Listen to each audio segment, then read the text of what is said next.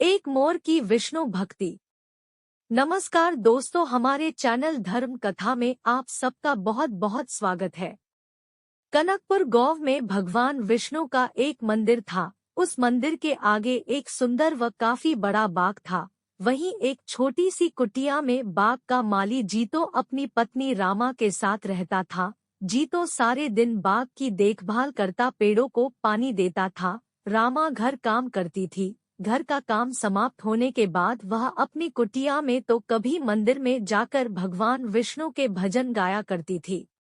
एक दिन वह अपनी कुटिया के बाहर एक पेड़ के नीचे बैठी भजन गा रही थी। तभी उसे एक मोर दिखाई दिया। वह रामा के आसपास घूम रहा था और अपने पंख फैलाकर नाच रहा था। रामा ने मोर को नाचता देखा तो उसे बहुत अच्छा लगा। जब तक वह भजन गाती रही, मोर वहीं घूमता रहा। उसके बाद वह कहीं चला गया। शाम को रामा ने जीतो को मोर के बारे में बताया तो उसने कहा, मैंने तो कोई मोर नहीं देखा। अगले दिन भी जब रामा भजन गाने बैठी तो वह मोर आ गया और भजन सुनकर नाचता रहा, फिर चला गया। रामा भजन समाप्त होने पर उसे ढूंढती रही, लेकिन वह मोर कहीं नजर नहीं आया।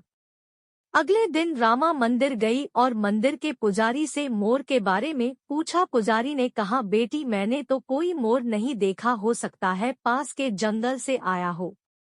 तब रामा ने कहा, लेकिन बाबा मैं जब भजन गाती हूँ वह तभी आता है और जैसे ही भजन पूरा हो जाता है वह चला जाता है, उसके बाद कहीं नजर नहीं आता।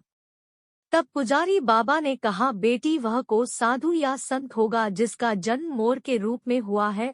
वह जब भी भगवान श्री विष्णु के भजन सुनता है तो झूमने लगता है। इसी तरह कुछ दिन बीत गए। वह मोर हर दिन भजन सुनने आने लगा था। एक दिन रामा ने जीतो से कहा, वह मोर हर दिन भजन सुनने आता है, मुझे कुछ समझ नहीं आ रहा। तब जीतो ने कहा, अरे बाघ है, पक्षी उड़ते उड़ते आ जाते हैं, ऐसे ही मोर आ जाता होगा। तुझे लगता है वह तेरा भजन सुनने आता है, हो सकता है वह खाने की तलाश में आता हो।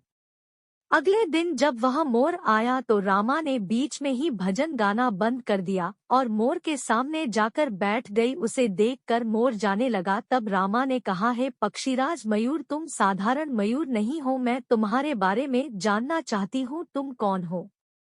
यह सुनकर मोर रोने लगा। उसने इंसान की आवाज में कहा, माता मैं पिछले जन्म में एक शिकारी था। जंगल से मोर पकड़कर उनके पंख निकालकर बाजार में बेचा करता था।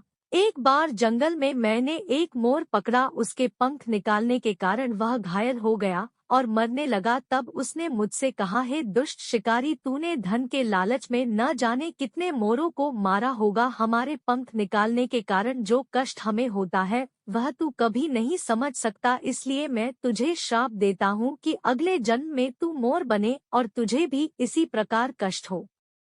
यह कहकर वह रोने लगा। तब रामा ने पूछा, तुमने जो किया उसकी सजा तो तुम्हें मिल रही है, लेकिन तुम इंसान की तरह कैसे बोल लेते हो और इस श्राप से तुम्हें कैसे मुक्ति मिल सकती है।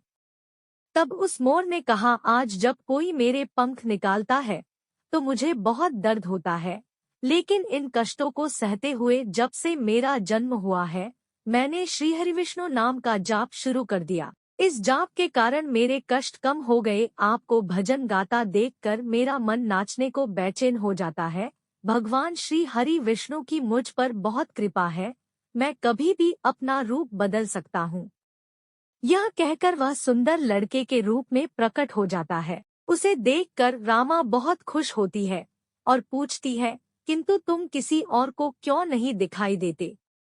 तब मोर रूपी लड़के ने कहा, मैं इंसान के रूप में रहता हूँ, किंतु जब कोई श्री हरि विष्णु के नाम का गुणगान करता है तो मैं अपने को रोक नहीं पाता और मोर के रूप में नाचने लगता हूँ।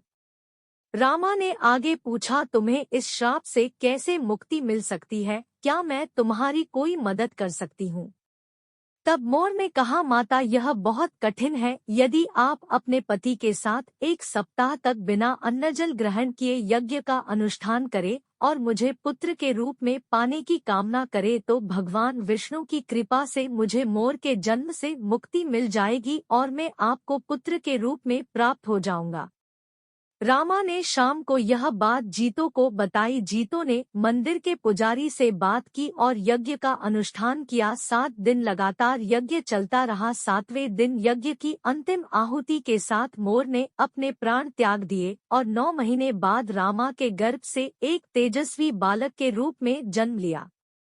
भगवान विष्णु की कृपा से हर प्राणी को कष्टों से मुक्ति मिल जाती है। दोस्तों, आज के लिए इतना है। अगर आपको ये वीडियो पसंद आए तो लाइक और सब्सक्राइब जरूर करें। नमो नारायण।